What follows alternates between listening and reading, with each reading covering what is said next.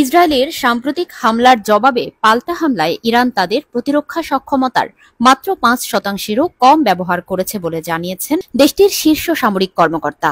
শনিবার ইরানের রাষ্ট্রীয় টেলিভিশনে দেওয়া এক সাক্ষাৎকারে ইসলামী বিপ্লবী গার্ড বাহিনীর উপ commander brigadier general Mohammad Reza Naqdi এ তথ্য জানান।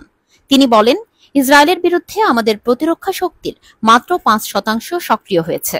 এর মানে মূল সামরিক সক্ষমতা এখনো পুরোপুরি ব্যবহারই করা হয়নি।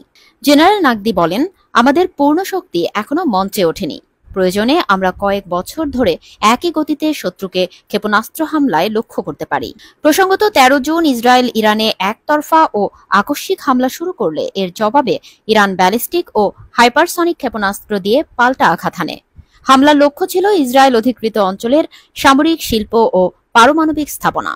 অনলাইনে ছড়িয়ে পড়া বিভিন্ন ভিডিও ফুটেজে ইরানের ক্ষেপণাস্ত্র হামলায় ইসরায়েলি সামরিক ঘাঁটিগুলোর ক্ষতির চিত্র উঠে এসেছে। যুক্তরাষ্ট্র ইরানকে প্রতিহত করতে তার থার্ড ক্ষেপণাস্ত্র প্রতিরক্ষা ব্যবস্থা সক্রিয় করে এবং এই সহায়তা অভিযানে দেশটির খরচ হয় প্রায় ৮০০ মিলিয়ন মার্কিন ডলার। নাকদি বলেন, এখন পর্যন্ত মূলত আমাদের আকাশ প্রতিরক্ষা ব্যবস্থাই সক্রিয় হয়েছে, তবে আসল শক্তি নিহিত আমাদের স্থল বাহিনীতে। ইরান বার্তা দিচ্ছে স্পষ্ট, এই যুদ্ধ এখনো শেষ হয়নি, বরং এর প্রকৃত মুখ এখনো সামনে আসেনি। বিশ্লেষকরা বলছেন, উত্তেজনার এই ধারা অব্যাহত থাকলে মধ্যপ্রাচ্যে একটি পূর্ণমাত্রার যুদ্ধের ঝুঁকি আবারও প্রবল হয়ে উঠছে।